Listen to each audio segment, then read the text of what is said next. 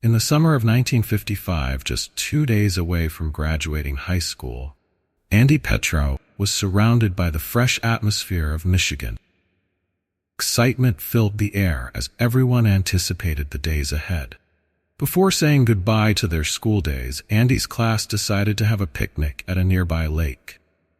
The deep blue waters of the lake reflected the blazing sunlight, making the scenery dreamlike yet majestic. The laughter of the students echoed across the space as they prepared for a day filled with joy. Andy, a young man full of energy, should have immersed himself in the fun with his friends. Something felt off that day. After a simple lunch and a few games on the grass, Andy's gaze was drawn to a distant spot where a floating raft was drifting in the middle of the lake. A few of his friends stood there, waving for him to join them. Andy hesitated. Even though they beckoned him over, something inside him didn't feel like responding. The water was too cold, and he wasn't eager to swim, especially not in Michigan's lakes, where the water never seemed warm enough to be comfortable. But eventually, curiosity and a fear of missing out overcame him. Andy decided to take the leap. With a skillful dive, plunged into the icy water, body enveloped by the piercing cold. The shock hit him as the freezing water numbed every cell in his body. But Andy didn't stop. He began swimming toward the raft, feeling the water flow against his skin. Each stroke became heavier, the determination in his heart pushing him forward. Halfway there, Andy suddenly felt a sharp pain in his lower abdomen. Cramp immobilized his legs, leaving him floundering in the water. His heart pounded, and fear began to creep into his mind. He flailed, trying to keep himself afloat. The more he struggled, the worse things got. Water started pouring into his mouth, filling his throat. For the first time in his life, Andy tasted death. Bitter, sweet, paralyzing.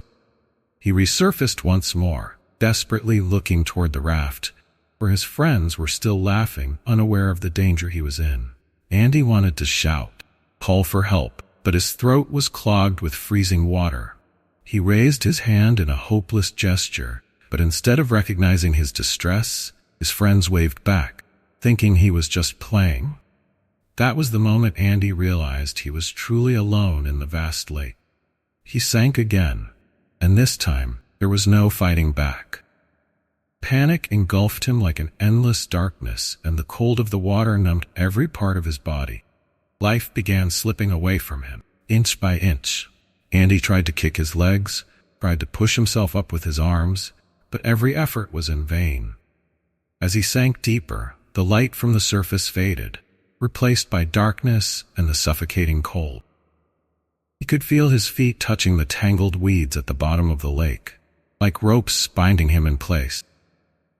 Exhausted, Andy sat at the bottom of the lake. Cold and numbness took over his body as each second passed like a sentence. The world above, with all its laughter and sunlight, felt distant now, replaced only by the cold silence of death waiting for him. In his moment of despair, a voice echoed in Andy's mind. It wasn't anyone else's voice but his own, yet it carried a power and calmness that he had never heard before. "Andy, rest," the voice whispered. "You need to stop and rest." Andy wrestled with himself, his mind in turmoil with fear and panic. "I can't. I just need one breath, just one breath," he screamed inside his thoughts. The voice continued, gentle but firm. "Let go. If you let go, everything will be fine." Andy didn't want to believe it. Letting go meant accepting death, and he still wanted to live. He was still so young, with so much left undone, but the fatigue, the cold, and the feeling of helplessness gradually wore down his will. Finally, in a moment of crisis, Andy decided to trust the voice. "Do you promise?" Andy whispered in his mind. "If I let go, you promise everything will be fine?" The voice replied, "I promise." And so, Andy let go. As soon as he made the decision, everything disappeared. The pain, the panic, and the unbearable cold all vanished in an instant. Andy no longer felt like he was sinking at the bottom of the lake. He no longer felt his body. Instead, he was floating in a light, comfortable and warm sensation. Death, which had once terrified him beyond belief, suddenly became something unfamiliar and strangely even pleasant. The moment Andy let go and allowed himself to drift into the calmness, he felt himself being pulled out of his body as if he had just shrugged off a heavy coat. The physical world seemed to fade away, and an overwhelming sense of absolute freedom began to fill him. Andy no longer felt the pain from the cramps or the suffocation of water in his lungs. Instead, he was wrapped in a warm light, a strange serenity that enveloped him and pulled him into an entirely different place. Andy found himself floating in an endless tunnel, surrounded by a soothing light. But this light wasn't the ordinary kind of light visible to the human eye. It was warm, gentle, and full of love, radiating in every moment, every breath, if Andy even needed to breathe at that point. The physical body that Andy once knew, with its limitations and pain, had completely disappeared. Instead, he was now just a free soul, no longer bound by gravity or the constraints of the physical world. In this tunnel, Andy no longer had a sense of time. Everything seemed to unfold in a moment of no time. He recalled that just a second ago he was struggling at the bottom of the lake, but now everything had changed so quickly and so wondrously. He didn't know how he had moved, but now he was in the middle of a tunnel full of light, feeling pure joy and absolute freedom. When Andy looked down, he saw his body lying at the bottom of the lake, cold and still, tangled in the weeds. But strangely, he no longer felt fear or concern for it. It was just an empty shell, a tool that had served its purpose. Andy no longer cared about returning or holding on to anything from his old life. He realized that his physical body was only a temporary part of his journey, and now he had crossed a new threshold. Looking ahead, Andy saw a point of light at the end of the tunnel. The light wasn't large, but it was astonishingly bright. It was so brilliant that, had it been in the real world, it would have blinded him. But here, light didn't cause any discomfort. Instead, it brought a sense of peace and familiarity, as though he had seen it somewhere before. A powerful feeling began to pull Andy toward the light, as if he were a small magnet being drawn to a massive magnetic field. The sensation grew stronger and stronger, but it wasn't frightening. On the contrary, Andy felt as if he were being guided by something much greater, something beyond human comprehension. He didn't know where he was going, but he didn't hesitate. With each passing moment, Andy drew closer to the light, and with every step, he felt lighter and happier. Then, in a moment Andy could not describe, he was no longer in the tunnel. Before him now was a vast, endless space, as large as a giant stadium, but without boundary. Andy hovered in the middle of the space, feeling the softness of the infinite around him. Everything was peaceful and perfect. Surrounding him in every direction were thousands, millions of small screens, replaying scenes from his life as well as other lifetimes. These images weren't just simple scenes. They were vivid and clear, to the point where Andy felt as though he was reliving each moment and each emotion. He could not only see himself in the scenes, but he could also feel the thoughts and emotions of the people around him. Every action, every word he had spoken in his lifetimes carried consequences. And now, Andy could feel every effect he had on others. It was an indescribable experience where everything was transparent and clear, nothing hidden or overlooked. In these moments, Andy didn't just see himself as a human being, but also as someone who had lived other lives, sometimes as a woman, sometimes as a being from other planets. All these lives were interconnected, creating a perfect tapestry of the soul's evolution and experience. Nothing was random. Everything had its reason and purpose. Andy didn't feel confused or overwhelmed by all the information. Everything became as clear as a puzzle piece fitting into the grand picture of the universe. Every time he focused on a specific screen, he didn't just see but also felt everything that had happened. If it was a moment where he was talking to his family, He could feel what they were thinking and feeling as he spoke. Nothing was hidden. Everything was transparent and clear. Andy didn't feel lonely or isolated in this experience. On the contrary, he felt the presence of the light beside him, even though he couldn't see it. That light was a companion, always there, always supporting and guiding him for each moment. Though there were no words exchanged, Andy and the light communicated with perfect clarity. Each time Andy looked at a different screen, he learned something new about himself and the interconnectedness of all souls in the universe. Nothing was random. Nothing was meaningless. Every moment of life was part of a larger story, and now Andy felt he was beginning to understand that story more clearly. After floating in the vast space and witnessing the images of many lifetimes, Andy began to realize that life didn't just stop at one person's experiences in one body.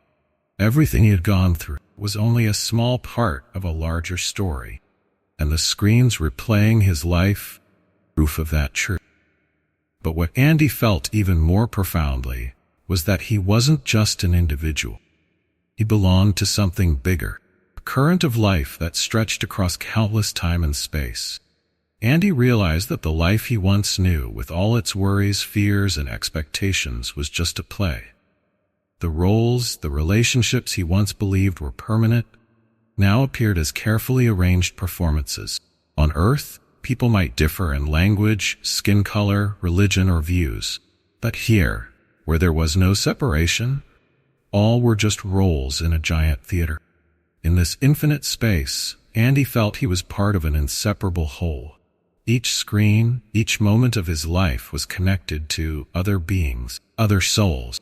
Nothing happened without meaning.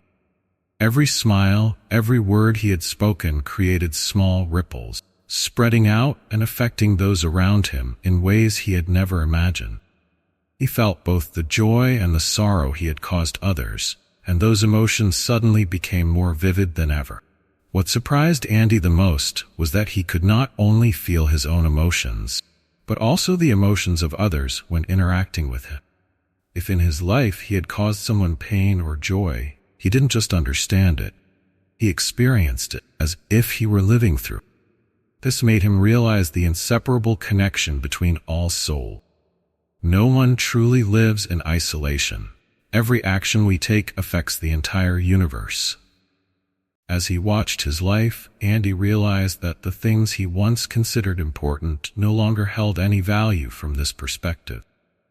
The arguments, the conflicts, or the worries about fame and status now seemed meaningless. Why did I worry so much about those things? Andy wondered. The light beside him seemed to hear his thoughts and gently responded. What happens on Earth is just part of a play, Andy. People come with different roles, but after the performance is over, everyone returns to being one. Andy began to understand this truth more clearly. He saw the times he had taken life too seriously, the times he had let negative emotions consume him, and now he realized they didn't matter at all. What was most important was the experience, the lessons he learned through each moment. Whether it was joy or sorrow, it was all part of the soul's journey. In this peaceful space, Andy no longer saw the existence of concepts like time or distance. Everything seemed to merge into one continuous flow, an experience with no beginning or end. In this universe, all souls were connected through invisible threads of love and understanding. Nothing was hidden. Nothing was forgotten. Every action, every thought left a mark, not just on the individual, but on the entire universe. As Andy floated among the screens and the light, he began to see other lives of his own. He realized that he wasn't just Andy Petro from 1955. He was a soul that had lived countless lifetimes before. There were times when he was a woman, and times when he lived on other planets with entirely different beings. Each lifetime was a new chapter, and each chapter carried with it lessons and experiences. Andy felt a mixture of awe and reverence as he began to comprehend the vastness of the universe and the truths he had never imagined. The barriers of the mind and human understanding had been completely broken. He no longer thought of himself as a small individual, but as part of a much larger picture. Everything had a purpose, and every experience had meaning. In this space, there was no concept of judgment or separation. No one was better or worse than anyone else. All were souls experiencing life in different ways. Andy realized that everyone, regardless of where they were or what life they lived, shared the same essence, the essence of love and harmony. The differences he once saw in the physical world were just temporary costumes, layers that the soul put on to play a role in the drama of life. As he observed the images of his life, Andy also noticed that he wasn't just a spectator. He could interact with those images, revisit moments, and look deeper into them. If he wanted, he could better understand his own emotions and those of the people around him in each situation. This gave him a more comprehensive view of life, not just from his own perspective, but also from the perspectives of others. In the space filled with light and connection, Andy felt his soul ascend. He had seen his past lives, deeply understood the interconnection between all beings, and most importantly, he knew he was not alone. He was part of something much greater than he had ever imagined. But as Andy was basking in the peace and joy of the universe's love, a light beside him began to deliver a new message. Something he was not prepared to. "Andy, you have to go back," the light gently said. Those words echoed through the vast space, making Andy stagger. "No way. I can't go back," Andy shouted in his mind, a wave of anxiety and confusion suddenly crashing over him. He didn't understand why he had to return to the physical world, the place he had left behind with all its pain and struggle. This world was too perfect, too peaceful, and Andy didn't want to lose that. The light reminded him again, "Andy, you have to return." This time, the voice was gentle but more firm. Peace he had felt before was now being replaced by a sense of tension. Andy couldn't imagine leaving this serenity to return to a world where death and pain were part of everyday life.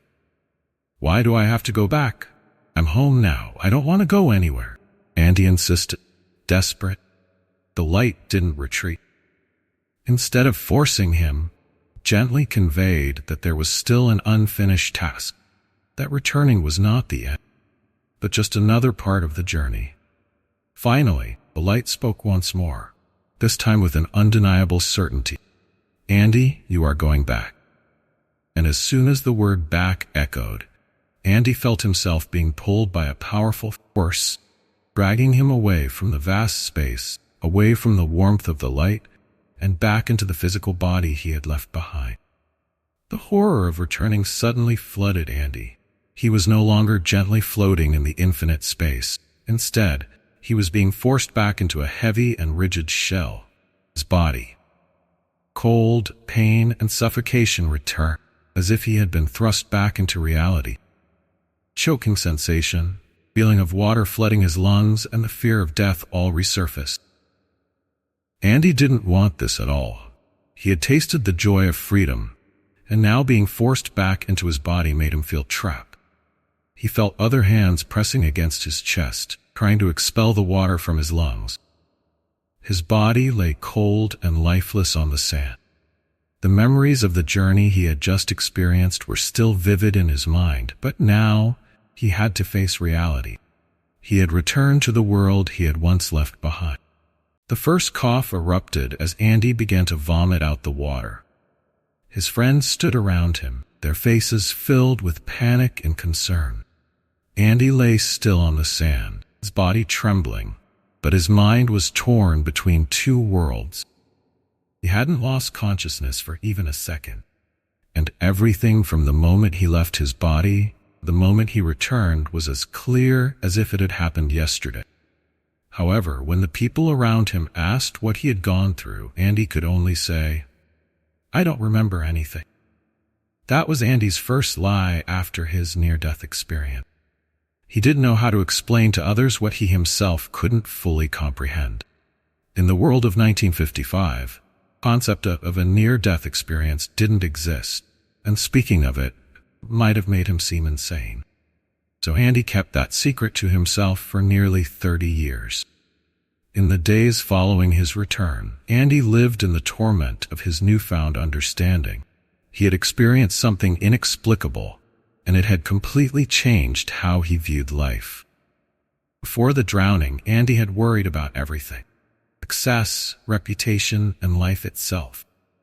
But after experiencing the light and understanding the truth about the universe, all of that seemed to lose its significance.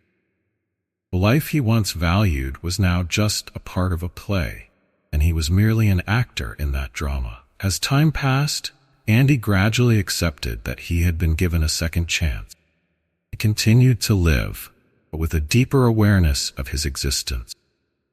It wasn't until the 1970s, when scientists like Dr. Raymond Moody began researching the phenomenon of near-death experiences, that Andy finally felt he could open up and share his story. After reading Moody's book Life After Life, Andy finally found comfort. He wasn't crazy. His experience was real, and it had helped him see life in a completely new way. After decades of keeping the secret, Andy decided to share his experience with the hope of helping others understand that death is not the end. For Andy, it was merely a door to a greater truth. He had seen the connection between all souls, non-existence of fear, and the truth that love is the most powerful force of all. And now, as he recounts his story, Andy no longer fears death. He knows that one day he will return to the light, to the love and harmony he once experienced. And this time, when that door opens, he will be ready to walk through it without hesitation.